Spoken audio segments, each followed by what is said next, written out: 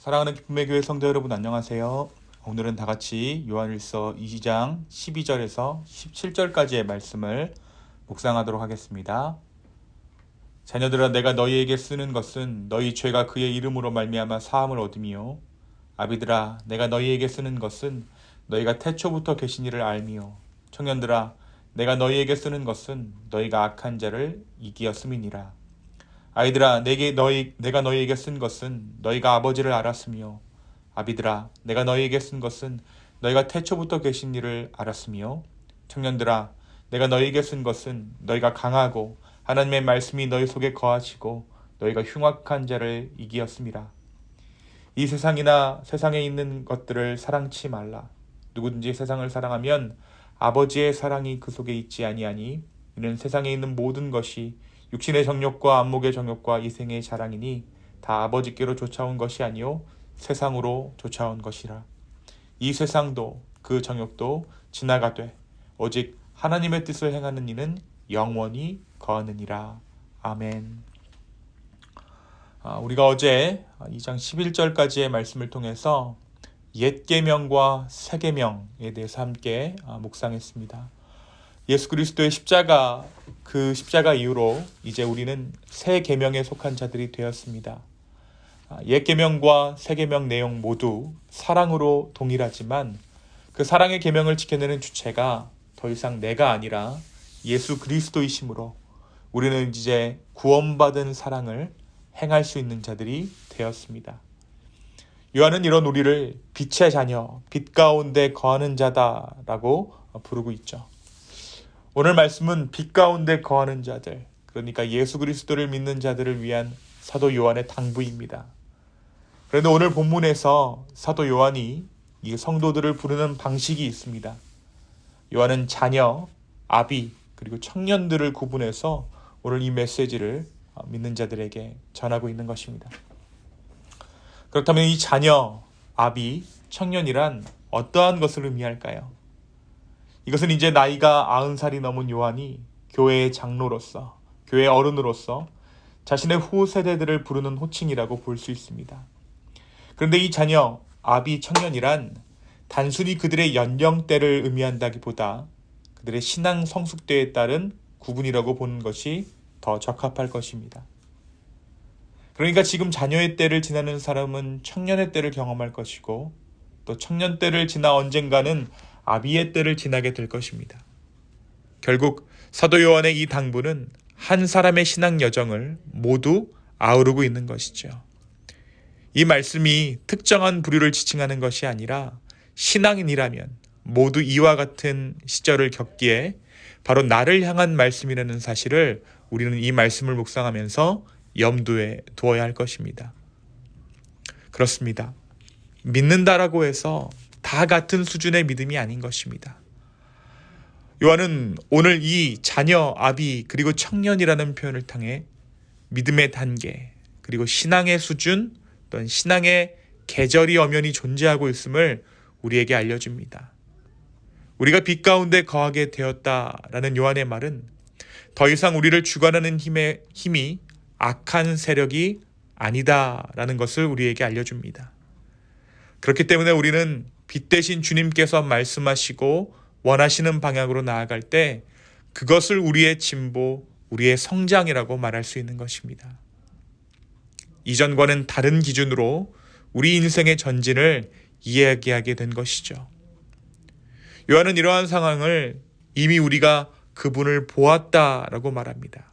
그리고 그분의 말씀이 우리 가운데 거한다라고 이야기해요. 복음의 빛을 본 사람들, 예수 그리스도를 경험한 사람들, 그리고 그 말씀이 우리 안에 거하는 자들은 이제 그 삶의 기준과 목적이 바뀌었습니다. 사랑하는 성도 여러분, 때로는 우리의 인생이 정책이다라는 생각이 들 때가 있어요. 멈춰있다라는 생각이 들 때가 있죠. 또 어느 때는 내 인생이 막 진행돼 앞으로 나아가는 것처럼 생각될 때도 있습니다. 그러나 우리 예수 그리스도 안에서 그러한 인생의 흥망을 이야기하는 기준이 무엇이 되어야 합니까?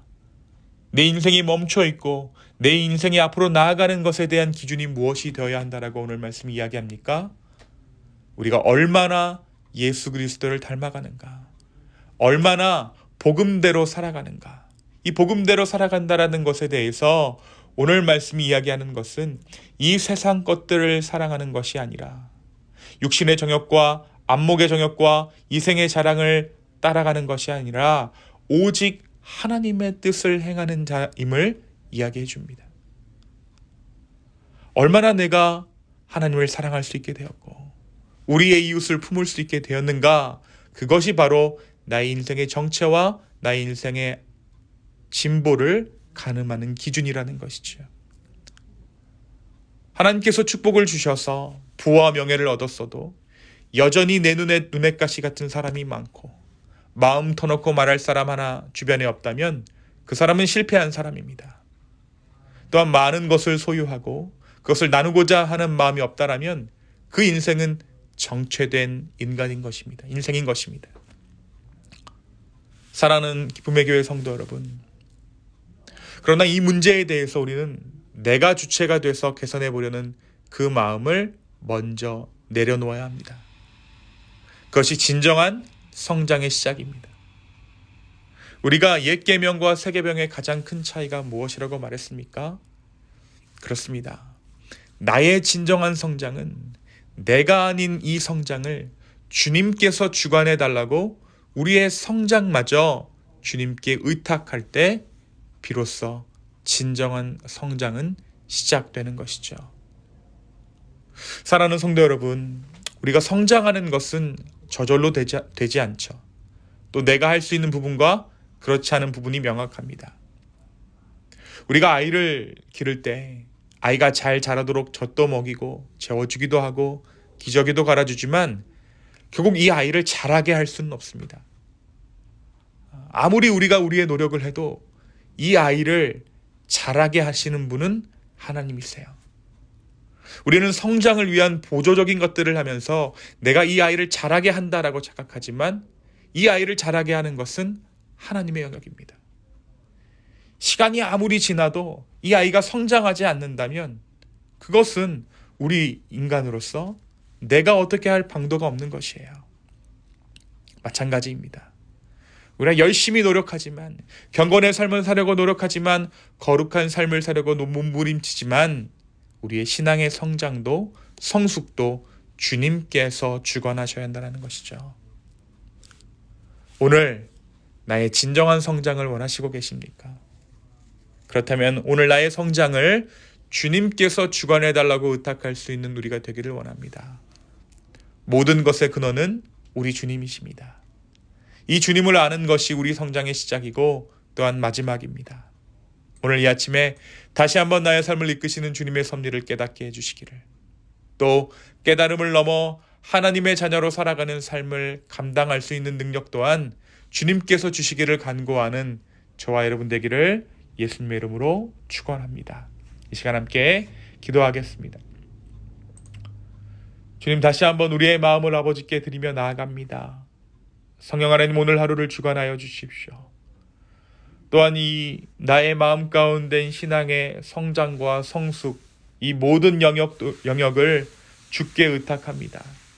내가 성장하게 할 수 없습니다. 주님, 나를 주관하여 주시옵소서. 감사합니다. 주여, 나의 하루를 지켜 주시옵소서. 이 모든 말씀 살아서 역사하시는 예수님의 이름으로 기도하였습니다. 아멘.